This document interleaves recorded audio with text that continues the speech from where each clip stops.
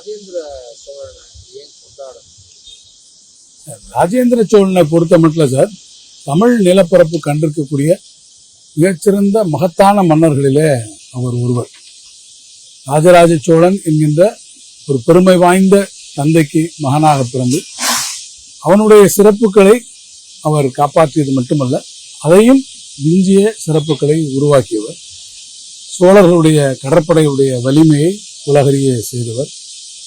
இந்திய துணைக்கண்டத்திலே கங்கை வரை படையெடுத்து வந்தவர். அவருடைய ஆட்சி காலத்தில் பார்த்தீர்கள் என்று சொன்னால், கங்கை கொண்டபுர சோழபுரம் தலைநகராக இருந்த நேரத்தில் சோழர்களுடைய நிலப்பரப்பு இன்னும் சொல்ல வேண்டும் என்று சொன்னால், ஒரு தமிழ் மன்னனுடைய நிலப்பரப்பு என்பது வடக்கே கங்கையிலே துவங்கி தெற்கே ஈழம் வரை, மேற்கே மகோதை இன்றைய இருக்கக்கூடிய கொடுங்கலூரில் துவங்கி கிழக்கே மலேசியாவில் இருக்கக்கூடிய கெடார் என்று தற்போது அழைக்கக்கூடிய கெடாரம் வரை பரவி இருந்தது. நிலப்பரப்பில் இருந்தாலும் சரி அல்லது நீர்ப்பரப்பிலும் இருந்தாலும் சரி, சோழர்களுடைய புலிக்கொடியை பட்டொலி விட்டு பறக்க செய்து தமிழ் மன்னர்களுடைய பெருமையை பறைசாற்றிய ஒரு பெருவேந்தர் ராஜேந்திர சோழன். எனவே அந்த வகையில் சோழ பேரரசின் பெருவேந்தர்கள் தாண்டியும் தமிழ் மன்னர்களிலே ஒரு சிறப்பான இடம் ராஜேந்திரனுக்கு எப்போதும் இருக்கிறது. இப்போ ராஜேந்திர சோழர்களுடைய வரலாறு, அவங்களுடைய பங்களிப்பு அப்படின்னு தமிழ்நாட்டுக்கு எடுத்துக்கிட்டா, ராஜராஜன் தான் அதோடைய உச்சம். அந்த உச்சத்தினுடைய விரிவாகத்தான் ராஜேந்திர சோழனை பார்க்கும்போது, இவங்க இந்த ஒரே குடையின் கீழே தமிழகத்தை கொண்டு வந்ததுனால மக்களுக்கு என்ன வகையான நன்மைகள் நடந்திருக்கு? நீங்க நீர்நிலைகளாகட்டும், வேற எந்த மாதிரியான நன்மைகள்லாம் இப்போ நினைச்சு நீங்களே எடுத்து சொன்னதை எப்படி பற்றி நீர் மேலாண்மையில சோழர்கள் மிகப்பெரிய பங்களிப்பு தந்திருக்கிறாங்க. இதே ராஜேந்திர சோழனை எடுத்துக்கோங்களேன். ராஜேந்திர சோழனுடைய கொள்ளுப்பாட்டனாக இருந்த பராந்தக சோழன், அவருக்கு வீரநாராயணன் ஒரு பட்டப்பேர் உண்டு.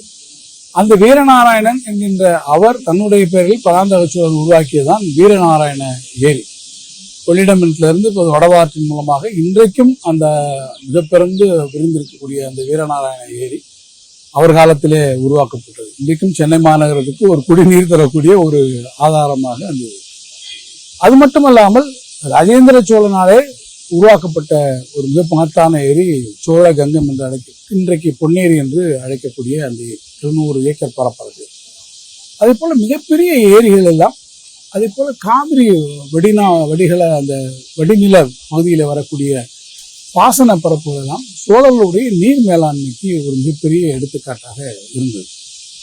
நான் ஒருபடி மேலே சொல்ல வேண்டும் என்றால், சோழர்களுடைய கட்டடக்கலையில் அவர்களுடைய கோயில் கட்டடக்கலை மிகப்பெரிய தஞ்சை பெரிய கோயிலாக இருந்தாலும் சரி, அல்லது நினைவுண்ட சோழபுரம் பெருவுடையார் கோயிலாக இருந்தாலும் சரி,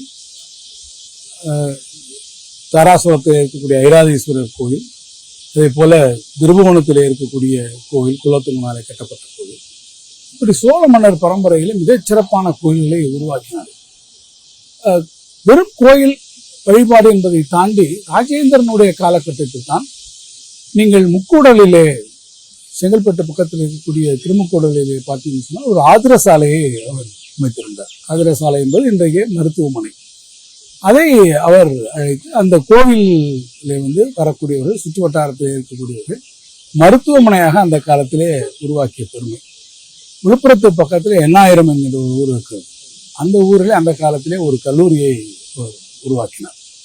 இந்த கோயில் வழிபாடு நிர்வாக அமைப்புகள் ஒரு முறையில் இருந்தாலும் அதை ஒட்டி பொதுமக்களுக்கு என்ன நன்மைகள் என்று பார்த்தால், அந்த காலத்திலே இது போன்ற காரியங்களை நீர் மேலாண்மையும் தாண்டி இருக்கக்கூடிய சமூக காரியங்களையும் சோழர்கள் செய்திருக்கிறார்கள். அது ராஜேந்திரனுடைய கல்வெட்டுக்களிலிருந்து நாம் அறிந்து கொள்ள முடியும்.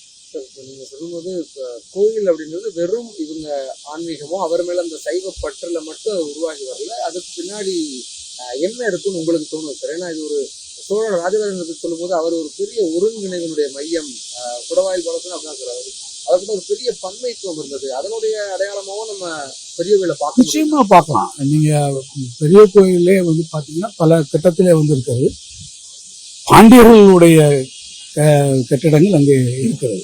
பெரிய கோவில் என்பது சோழர்களுக்காக இருந்தாலும் சரி, அங்கே பாண்டியர்களுடைய கோயிலும் உள்ளே இருக்கிறது. இன்னும் சொல்ல வேண்டும் என்று சொன்னால், பல திருப்பணிகளை சோழர்கள் செய்கிற போது அவர்களுக்கு குல எதிரிகளாக இருந்த பல்லவர்களாக இருந்தாலும் சரி, பாண்டியர்களாக இருந்தாலும் சரி, அவர்கள் காலத்திலே கொடுத்திருக்கக்கூடிய நிபந்தங்கள், அவர்கள் காலத்திலே செஞ்சிருக்கக்கூடிய கொடைகளை அவர்கள் மாற்றி அமைக்கவில்லை.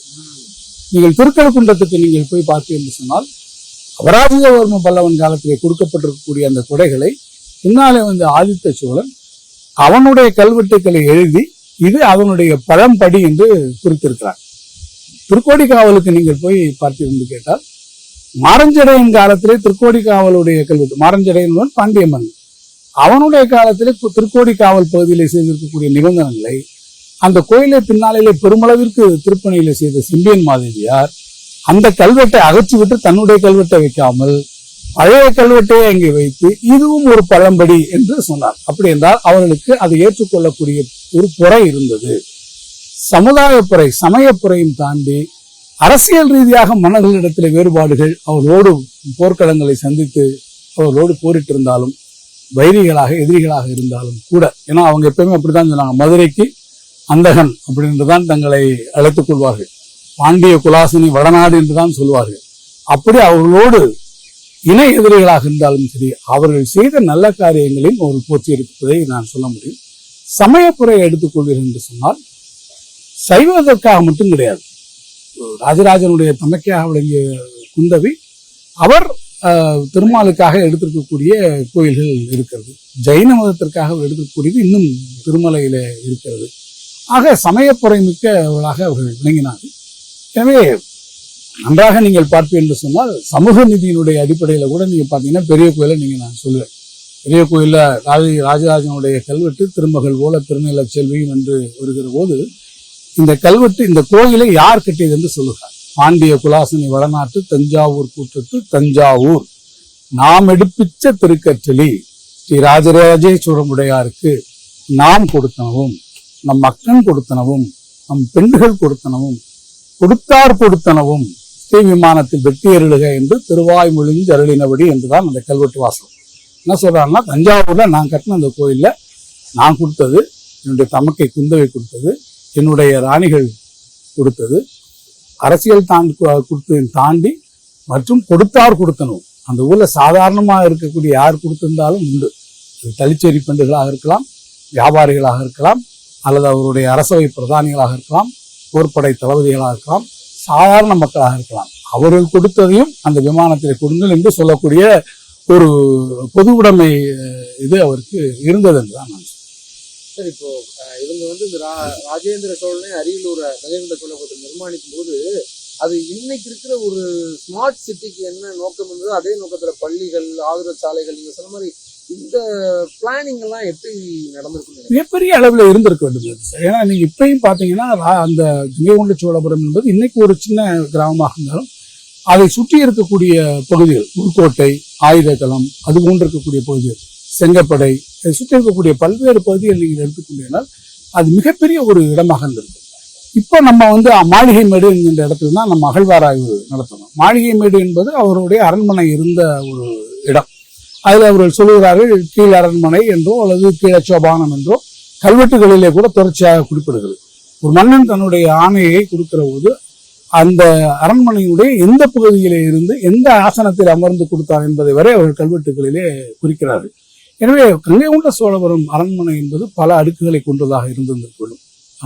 அட்லீஸ்ட் 2 அடுக்குகளையாவது அது கொண்டிருந்திருக்க வேண்டும். ஒரு பெரிய கட்டடமாக இருந்திருக்க வேண்டும். அதனுடைய பல பகுதிகள் இருந்திருக்க வேண்டும் என்று இந்த கட்டடத்துக்கு இந்த கோட்டை மதிர்ச்சி எல்லாம் எடுத்து பார்த்தீங்கன்னு சொன்னால் கீழணையை வந்து கட்டுகிற போது அப்போது வந்து இங்கே இருக்கக்கூடிய கோட்டை மதிர்ச்சிகளில் இருக்கக்கூடிய கல்களை எல்லாம் எடுத்துக்கொண்டு போனாரு. அதுக்கு பிறகு நீங்க வந்து பாத்தீங்கன்னா அந்த இடத்துல இருக்கக்கூடிய பல செங்கல் கட்டுமானங்கள் உள்ளூர் பகுதி மக்கள் எல்லாம் உபயோகப்படுத்தக்கூடிய காலகட்டங்கள் எல்லாம் இருந்தது. இப்போதுமே நீங்க போய் பார்த்தீங்கன்னா அகழ்வாய்வு நடக்கக்கூடிய இடங்களாக இருந்தாலும் சரி, மற்ற இடங்களாக இருந்தாலும் பார்த்தீங்கன்னா பழைய பெரிய அரண்மனையினுடைய எச்சங்கள் மட்டுமல்ல, அந்த ஊரினுடைய பல அமைப்புகள் இருப்பதை இப்போதும் நம்மளால பார்க்க முடியும். குறிப்பா நான் கூட போய் பார்த்தேன், உட்கோட்டை என்ற ஒரு இடத்துல வந்து பாத்தீங்கன்னா ஒரு பெரிய கல் தூண் இருக்கு. அதுல கிரந்தத்துல க்ஷத்ரிய என்று எழுதிய அந்த கல் தூண், அது இப்ப இருக்க கங்கை கொண்ட சோழபுரத்துல கொஞ்சம் தள்ளி உள்ளுக்குதான் இருக்குது. அந்த இடத்துல ஒரு மிகப்பெரிய கல் தூணை வந்து பார்த்ததுல அதுல வந்து இன்ஸ்கிரைப்டாவே அது இருக்கு. அப்படி பல தொல்லியல் எச்சங்கள் கங்கை கொண்ட சோழபுரம் என்கின்ற ஒரு மாநகரம் அங்கே உருவாகி இருக்கிறது. நான் தொடக்கத்திலே குறிப்பிட்டது போல மிகப்பெரிய நிலப்பரப்பு, சோழர் காலத்திலே அங்கே இருந்தது. ஒரு சோழர்களினுடைய மகோன்னதமான ஒரு காலத்தினுடைய தலைநகரமாக கங்கை கொண்ட சோழபுரம் வந்தது.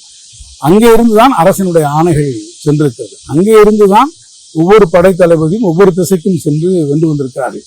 கடாரம் வெற்றி பெற்றிருக்கிறோம், எங்கே வெற்றி பெற்றிருக்கிறோம் என்று சொன்னால் அங்கே இருந்து சென்ற படைத்தளபதிகள் அங்கே இருந்தான் போனாங்க. அதனுடைய நிர்வாகம் எங்கே இருந்து நடைபெற்றது என்று கேட்டால் கங்கை கொண்ட சோழபுரம் தான் மையமாக இருந்து நடைபெற்றிருக்கிறது. அப்படி ஒரு கேந்திரமான ஒரு இடமாக கங்கை கொண்ட சோழபுரம் வரலாற்றிலே நீண்ட நாட்களாக இருந்திருக்கிறது என்பதுதான் உண்மை.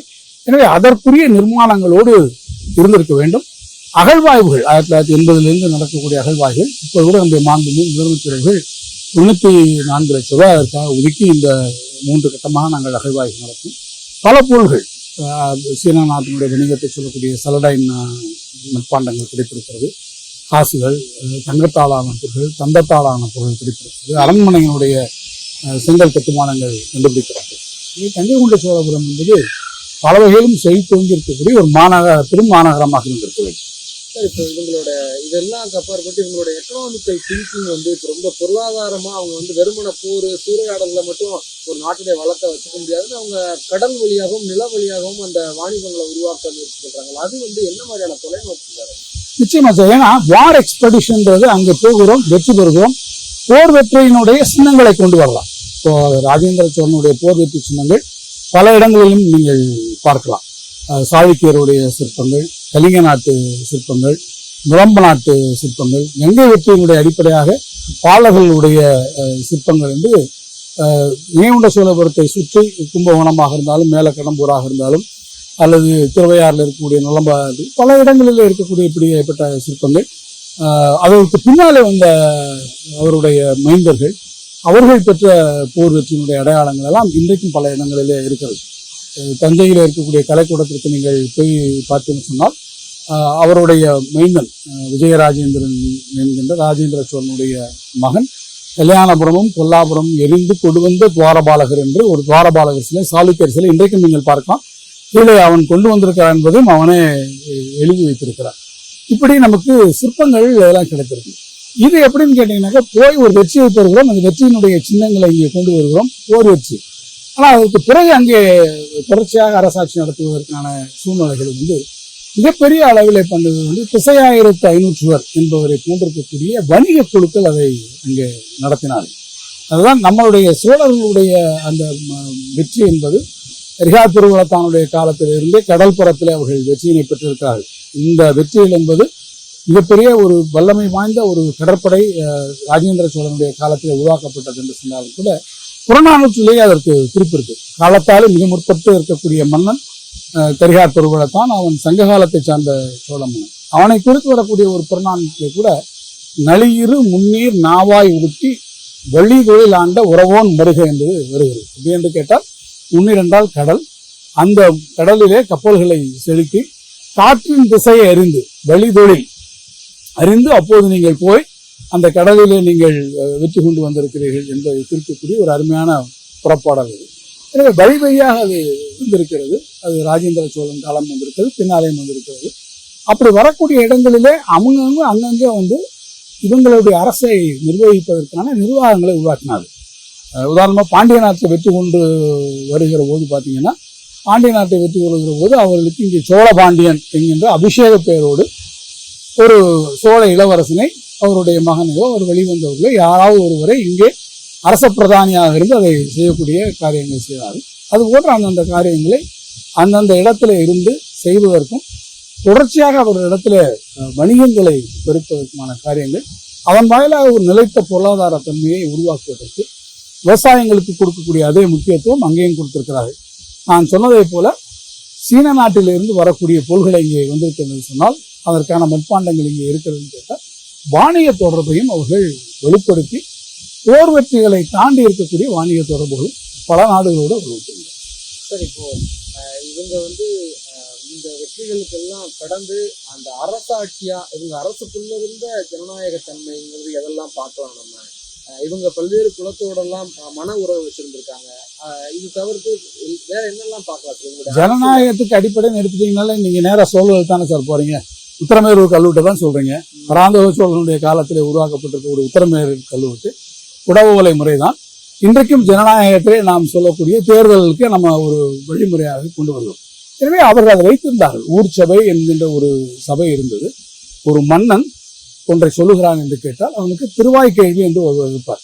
மன்னன் இந்த அரண்மனையில் இந்த இடத்தில் அமர்ந்து இந்த கட்டிலில் அமர்ந்து ஒன்றை சொன்னார், இந்த ஊர்ல இந்த காரியத்தை செய்யுங்கள் என்று மன்னன் சொன்னார். அதை திருவாய் கேள்வி கேட்டார்.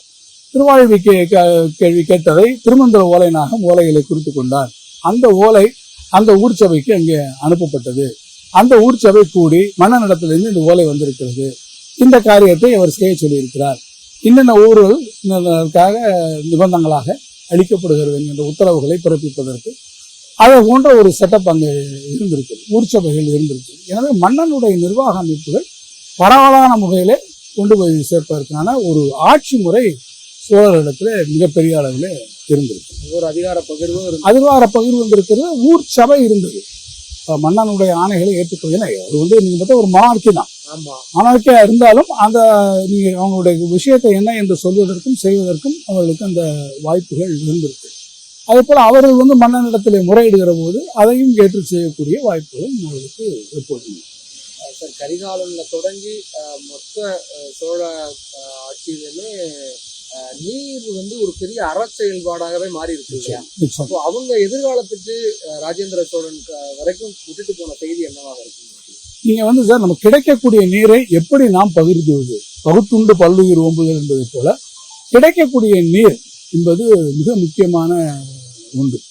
விசும்பிற்கு நீர்த்துளி வீழற்கு பசும்புல்தானை காண்பது அறிவு என்பதை போல அது கிடைக்கக்கூடிய நீர் என்பதுதான். அதான் இந்த எலிக்சர் ஆஃப் லைஃப் என்று ஆங்கிலத்தில் சொல்வார்கள். அந்த உயிர் நீர் என்பது மழை நீர். ஆக நம்முடைய நீர் மேலாண்மை என்பது வரக்கூடிய ஆற்றினுடைய இதில் வரும்போது பாசனங்களை உருவாக்குவது.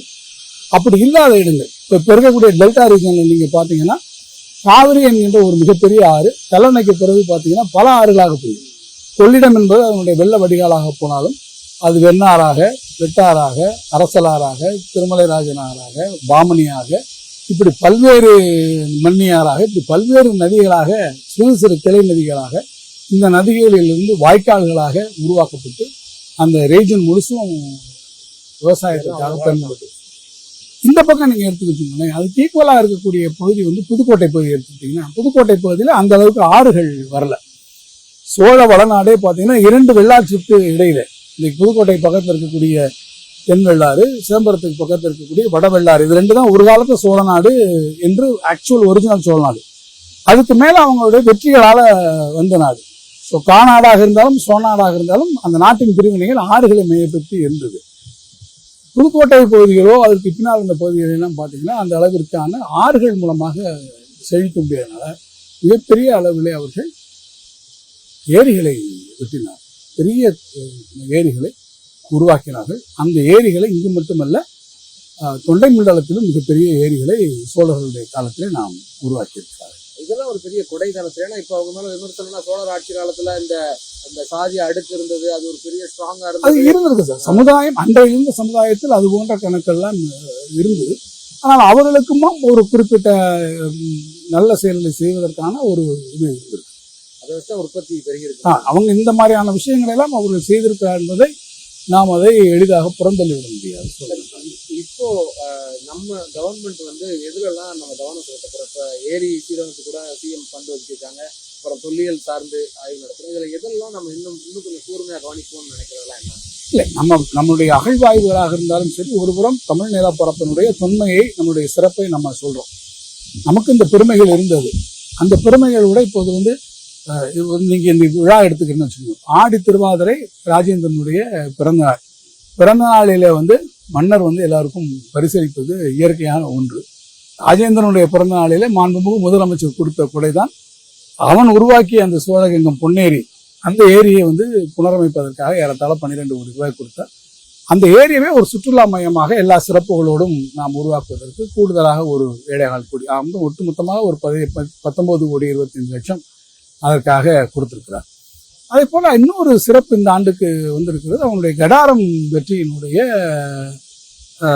1000வது ஆண்டு விழா. ராஜேந்திரன் எப்போது பட்டத்துக்கு வந்தார்னா 1012 அவர் பணியிடப்படுகிறார். அதற்கு பிறகு பார்த்தீங்கன்னா ஒரு 13 ஆண்டுகள் கழித்து அவர் கடாரத்தின் மீது படையெடுத்து வருகிறார். பார்த்தால் 1025 அவர் கடார படையெடுப்பில் கடல் கடந்து வெற்றி பெற்றிருக்கிறார். இப்போது 2029 1000 ஆண்டு அது நிறைவு பெற்றிருக்கிறது. அவருடைய புகழ்பெற்ற அந்த திருமண்ணி வளர என்று தொடங்கக்கூடிய அந்த மெய்க்கீர்த்தியிலும் கூட அது அவர் மிக அழகாக சொல்லுகிறார். தொடு கடல் காவல் கடுமுற கடாரமும் பண்டார் கொண்ட கோப்பரகேசரி வன்மரான ஸ்ரீ ராஜேந்திர சோழ தேவர் என்று தன்னை அவர் அழைத்துக் கொள்கிறார் தன்னுடைய இறுதி பகுதியில் அவர்.